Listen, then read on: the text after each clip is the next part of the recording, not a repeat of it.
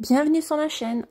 Je vais vous présenter une recette d'haricots en sauce qu'on appelle loubia dans les pays du Maghreb.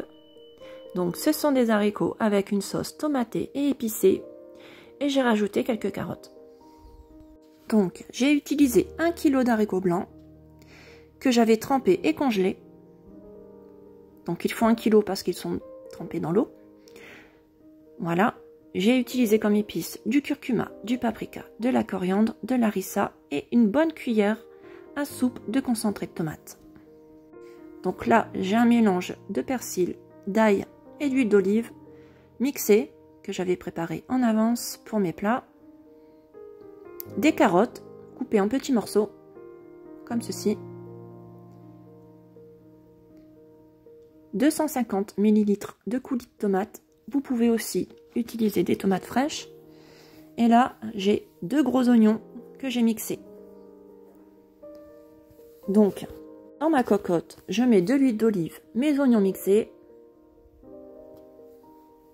Voilà, je mélange. Je vais rajouter ma cuillère à soupe de concentré de tomate, mon harissa et mes épices, le curcuma, le paprika et la coriandre. Ensuite, je mélange un peu et je vais rajouter une cuillère de mon mélange de persil et d'ail. Voilà, j'en mets une bonne cuillère.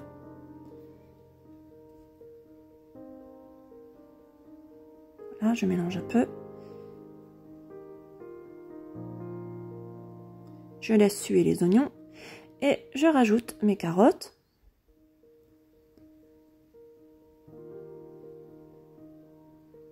Et les haricots. Donc des haricots blancs trempés. Ensuite 250 ml de coulis de tomate, on mélange. On va rajouter bien sûr du sel et du poivre. C'est un plat qu'on peut cuisiner avec de la viande aussi. Donc voilà, j'ai mis du sel, du poivre. Je mélange. Je rajoute un peu de céleri. Et je vais rajouter environ 1 litre d'eau. Donc il faut bien en mettre, parce que les haricots ont tendance à boire beaucoup d'eau.